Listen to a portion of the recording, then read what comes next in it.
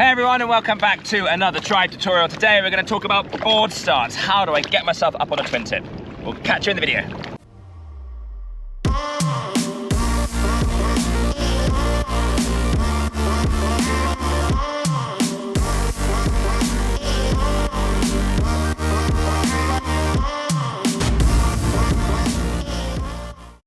So I think the first thing that we should talk about is the kiteboard. What is it? How does it work? And what are the parts called? So today we're talking about a board start on a twin tip. In the future we may look at videos on how to get up on a surfboard, but today it's all about the twin tip, which is the board that we're working with here. It's got a nice big board, it's got a lot of volume. It's going to make this process a lot easier for me as a beginner to get up on the board. The board has a few different components to it. So we've got the foot pads and the foot straps that your feet slip into, like a set of sandals. We've got a handle in the middle for us to manage and handle the board carrying up and down the beach. It's actually one of the only board sports in the world where you do have a handle on your board. We have a toe side rail to the board, that's where your toes point to, and we have a heel side rail where your heels point to. And if I flip the board over onto its front here, we've got 4 fins on the bottom of the board that allow the board to grip the water.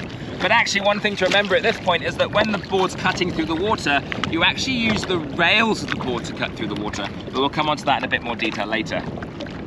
So when we're doing board starts, or when you're doing anything with the board, the most important thing is the kite. Being able to maintain control of that kite and focus on that kite. I quite commonly tell my students that you can blag the board, but you can't blag the kite. So do make sure that you're spending most of your time focusing on that kite in order to get the board in your feet, but also get up and ride along on the thing. So let's have a look at our kite then. What does that need to be doing? Well, first off, it needs to be nice and steady in the sky, and at this point you should have good one-handed kite control to make sure that you can keep it steady. And when I mean steady, I mean straight above your head at 12 o'clock. I'm going to apply a little bit of tension to my lines to make sure the kite's nice and steady in the sky. I don't want to sit with my hand pushed all the way out because that's going to cause the kite to start drift left and right because there's no tension in those back lines. So maintain some line tension to keep that kite steady. This is a common mistake I see happen quite a lot when people sit down in the water to put the board on their feet. They push that bar away as they do so, and then they lose control of their kite and it starts to drift left and right. So really remember that. It's a key point. Keep some line tension to keep the kite steady. In order to put the board onto our feet, we want to make sure we keep a straight arm as we grab hold of the handle, and we're going to tilt the board by pushing down with our thumbs so that the toe side edge of the board is pointing up into the sky. Once that's done, we're going to take both feet off the ground and put them into the foot straps. Don't try and do it like this by keeping one foot on the ground. Take both feet off, keep that kite steady, sit back in the water, left foot in, right foot in. And wiggle your feet into the foot straps, grab the handle and pull it onto your feet nice and tight so your feet are snug in the foot straps.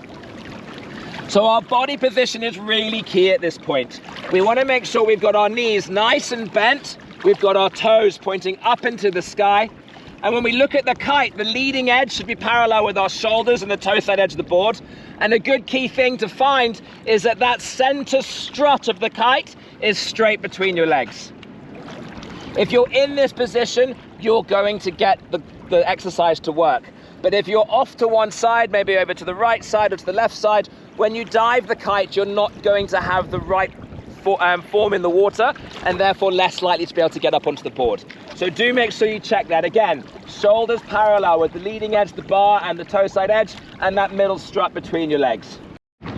So now we're comfortable how to get the board on our feet and the position we should be sitting in the water. Let's talk about what to do with the kite. This is a really important part of the video, and this is the bit you really want to be focusing on when you're getting up on the board, getting this first initial dive right. I'm going to head to the right hand side, obviously checking around me to make sure I'm clear of all obstacles and hazards, and I'm going to dive my kite nice and hard and down and through the power. Now, the amount of power that you need to generate is a very difficult question to answer, and it really does come down to feel from the individual flying the kite. So we always suggest start with a smaller one and build it up to get that feeling right. One of the other things that I really like to try and focus on when we're talking about getting up onto the board and diving that kite is making sure that you steer the kite back up into the sky after you've dived it down. So when we're going to dive the kite down, we're also going to focus on bringing the kite back up. And what this does is it really helps people to stop fighting the kite. And that's the key here. The power has to come from the harness, not from your arms. You're not pulling yourself up onto the board, but you're actually standing yourself up onto the board. So as you dive the kite down, steer it back up again. It will distract you from fighting the kite, but it also means the kite will be in the right position for what needs to come next. If you get up and you don't have enough power to keep going, you need to dive it down again. And if the kite's already high in the sky, well then it's in the right place to be able to do that. So let me demonstrate. Kite nice and steady at 12. Tension in the back lines, keep that bar pressure in with the bar pulled in. Toe side edge into the sky.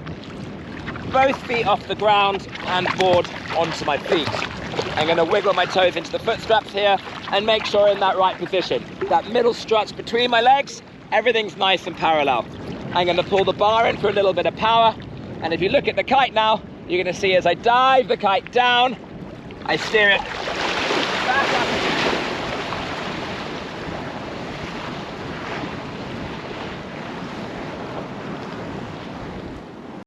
So now we know what to do with the kite, let's have a look at the key principles that we need to focus on with the board.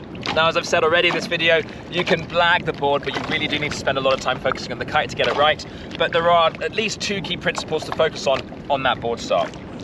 They are, number 1, making sure that when you get going, you point the board in a downwind direction.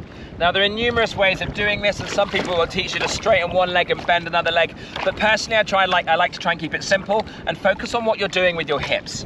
As you stand up on the board as the kite pulls you up, what I want you to focus on doing is pointing your lead hip, so in this instance I'm going to the right hand side, and pointing it downwind, twisting that hip towards the kite as you dive it down in a downwind direction. So as I show you again in my next demonstration, I really want you to focus on my hips as I stand up on the board. As I twist them and point them towards the diving kite, it's going to point the board in a downwind direction and help me pick up speed. So that's the first one I want you to focus on.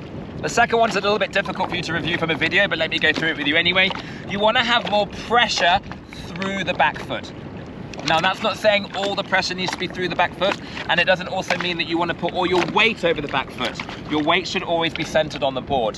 What I'm talking about is putting pressure by pushing through my back leg with my head over the center of the board. I normally say it's about a 70-30 split, so 70% of the weight through the back leg and 30% of the weight through the front leg. You don't want to have all the weight on the back because we don't want the board pointing out the water at a weird angle like this, creating too much resistance against the kite. So let me give you a quick demonstration of that. Toes in, kite to 12, bar pressure to keep tension, middle strut between my legs. Dive the kite nice and hard down to the right, bring it back up again.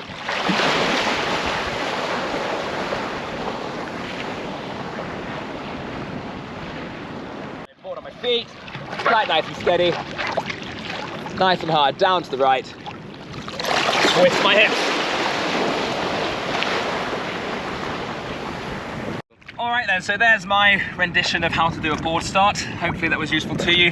Thanks again for coming along and checking out our channel. If you've got any questions, I'm sure there'll be plenty. Please leave them in the comment section below and I'll endeavour to get back to all of them. Give us a thumbs up, like, it really helps us grow the channel, and even subscribe if you're looking forward to watching more videos like this in the future. We'll see you on the beach. Cheers guys.